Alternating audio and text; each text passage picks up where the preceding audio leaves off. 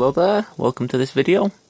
This is a 4K gaming test demonstration on this TV that I just recently unboxed. You've probably come here from me unboxing it. If you haven't, click up here in the corner or look in the description for the link to the unboxing video.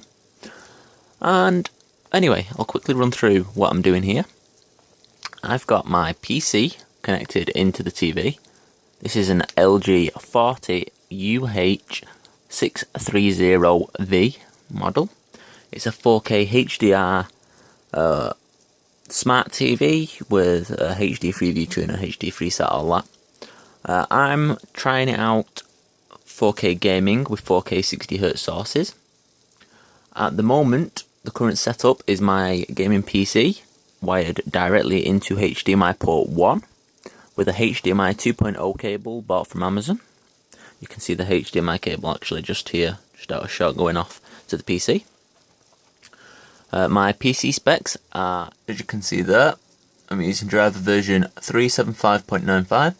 I have Windows 7 Ultimate 64-bit, 32 gigs of RAM, GeForce GTX 980, a Core i7-3930K, which is 6 cores and 12 threads.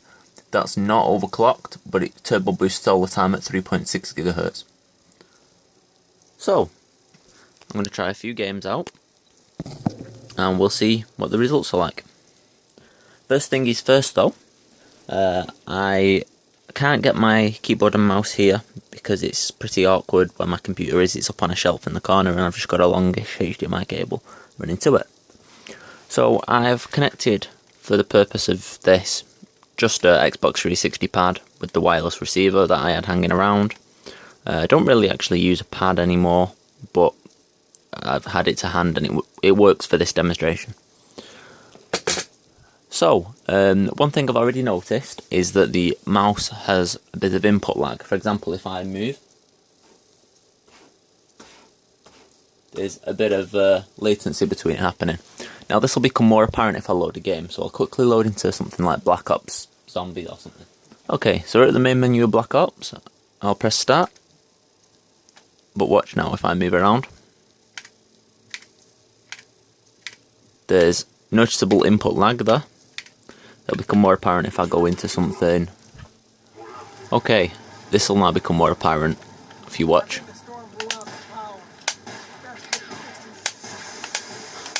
There's quite a bit of latency between the action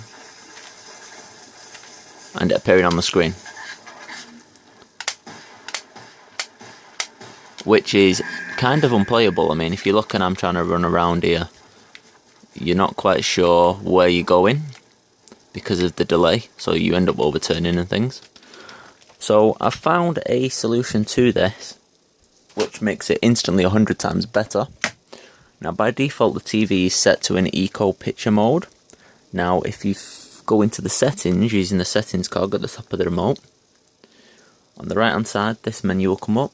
Go down to the blue one, picture mode, click on that. You can see there it's on eco at the moment. If you press the left and right arrows on the remote, it will change through a few other options. Cinema, sports, game. This is the one you want it on game. So then just close out. So if we now go back to the game,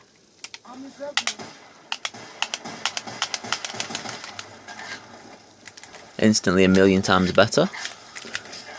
You can judge where you are running to, and it's actually kind of a lot more there. So I'm going to play a little bit of zombies and we'll have to see how this goes. I'll just show you my display settings here quickly. You can see it's running at 4K, 2160p. It's full screen, 8x AA, set to 16:9 widescreen. The screen refresh rate is set at 60Hz. Sync every frame, VSync is on, but texture quality is on extra and everything else is turned up to maximum.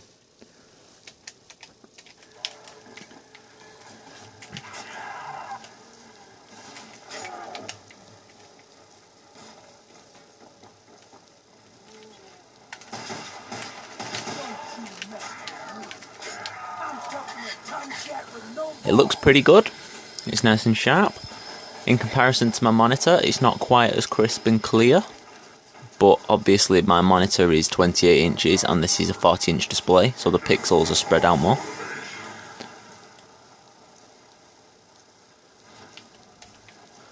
could use for this fog and snow storm to go away. And we can see more. Okay, the storm's actually clearing up now, you can see a little bit more. Let's go have a look from the lighthouse.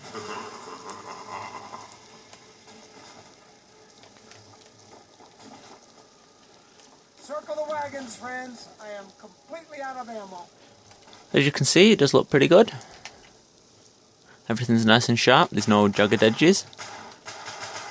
I'm not noticing much of any screen tearing at all.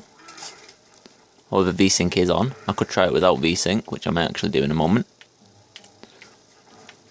But what I'm more interested in is trying some other titles as well. Color me stupid, I'm out of ammo. Okay, so I think I'm going to leave the Black Ops gameplay here for the minute. I'll just cut this into a few clips to show some different things, and hopefully that'll give you a pretty good idea. Now let's try another title. Okay, going to try some Grand Theft Auto Online, GTA 5. I'll show you the settings briefly once it loads up, and then I'll show you some gameplay. I'm going to do it online just because, why not? That was the first thing in the list for me to click on. Okay, these are the graphic settings within GTA 5. These are just done with optimizing the game by GeForce Experience.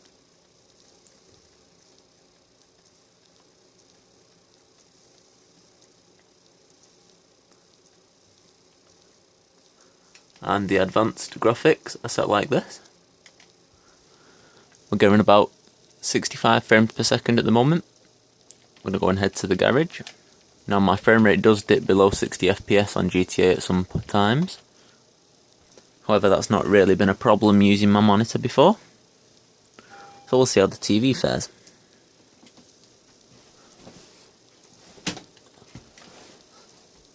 Let's get a random car out. I think we'll have the Entity. You can see some bits of tearing appearing already.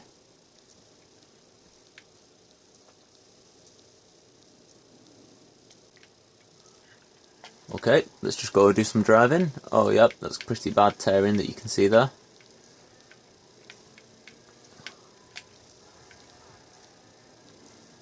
It only seems to come in bursts though.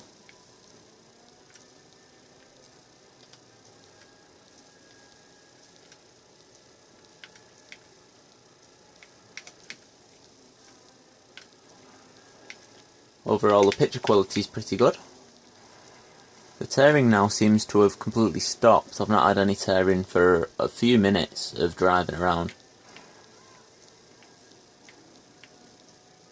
It's not bad at all, to be honest.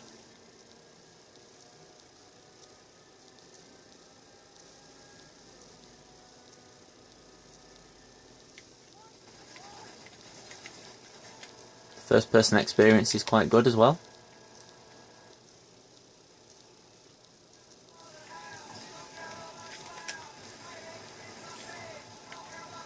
However, I can't see anything now because my window screen's covered in blood, but I've tried to make the picture on screen look a little better, even by turning lights off, but it's still not really working. Apologies for that, that's actually down to the camera on the phone, but I don't have anything better to capture with. So here we go, this is a bit of dying light. You can see here that it's daytime, but the game is not running on high, by the way. The game is running on sort of medium settings. I'm getting an average of about 50-55 frames per second, so this does cause a little bit of tearing now and again. This is not down to the TV, this is down to my graphics card not being able to render the game at 4K. A single GTX 980 isn't quite up to that task. So let's go around and attack a couple of zombies and things. Or get attacked by a few zombies, that works as well, I guess. Let's have a look through here. Damn, there's a lot of big guys around here.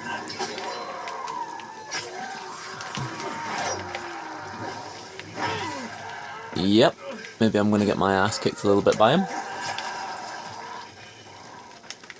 Not to worry though. This is just a quick demonstration and showing off the quality of it and what it's capable of. which is actually quite a good experience. I have to say, in every title I've tried so far, I've been quite impressed with it. For the television that comes in at this kind of price point, you really can't knock it. I mean, this set has actually cost less than my computer monitor itself has done. The latency isn't terrible. It's very playable.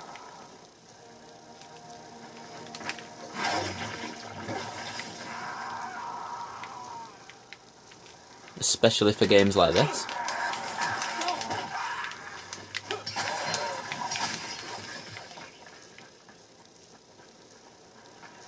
Okay, so I feel this is probably enough Dying Light gameplay that I can stitch a few bits together from. I'm going to go ahead and try another title. It may be the last title I try. We'll have a see how we do. Quickly, before I forget, these are the options that the game is running at on Dying Light, just to show those off really quickly. So there we go. Okay, this may seem a strange option, but Minecraft. Why not? Lots of people like it, lots of people play it. And it scales to pretty much whatever screen that you put it on, really, doesn't it? So this is being run on the highest settings. I'm getting about 300 to 400 FPS at the moment, and it looks pretty great.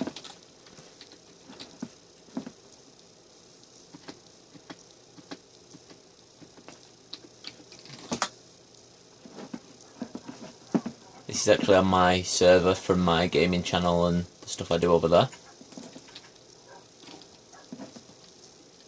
Oh, it appears that some of my dogs are following me. Sit down, please.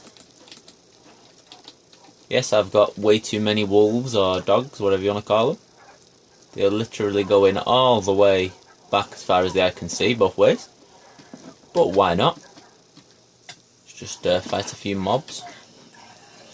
Not that I'll get much in the way of fighting done here when I've got all these doing it for me.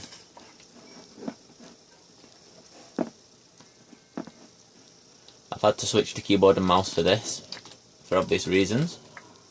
That Minecraft doesn't support a gamepad on the desktop version. I'm not sure if the Windows 10 version that also works with the Xbox edition does support pads natively. Perhaps it does, I don't know, I don't have Windows 10. I've been set on fire by a zombie. Lovely. But yeah, there we go. I guess this kind of serves as the Minecraft demonstration in 4K on it. Before I finish this video, I'm just going to show you one more title, which is Prison Architect. I'll just load one of my old prisons.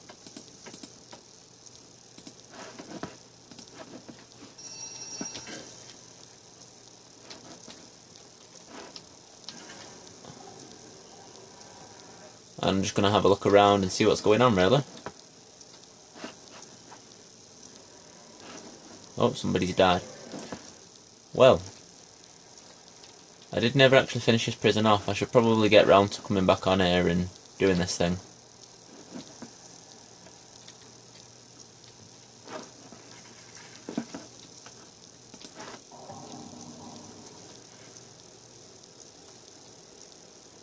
It's night time and everybody is, or should be, sleeping.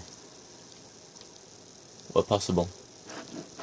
I am above capacity though, by 69. I've got 69 empty cells.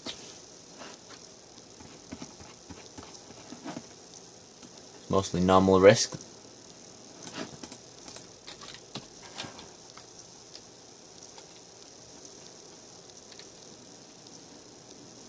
Well, I think that'll do for this. That was just a quick random look around. This is a good kind of game to play on a large screen like this, in my opinion, because you can see so much more on it. Not just because of the resolution, but because of the size of it. This is the kind of game that I would love to play on a TV. Get a keyboard and mouse, sit down on a couch and play these kind of games. The last title I'm going to try before I go is going to be Space Colony. This is quite an old classic game, but they remade a HD version of it.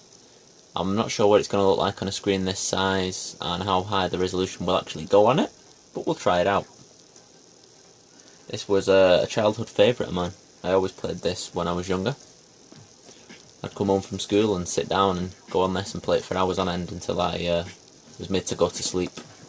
So we're running at 1600 by 900 on here. Let's try and crank this up as high as we can. Looks like 2K is the highest it'll go, 2560 by 1440. We'll apply that. Let's load a world. I've not been on here since about 8 months ago.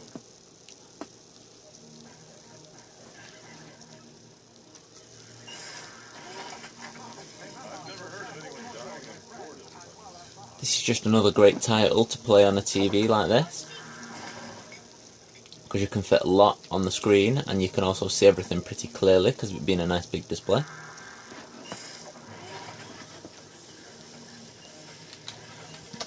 But yeah, there are a few different titles. These should hopefully give you an idea of using this TV set for gaming. Gives you a good idea of its 4K performance and how pretty damn good it is for the price point, providing you do enable the gaming mode in the picture settings.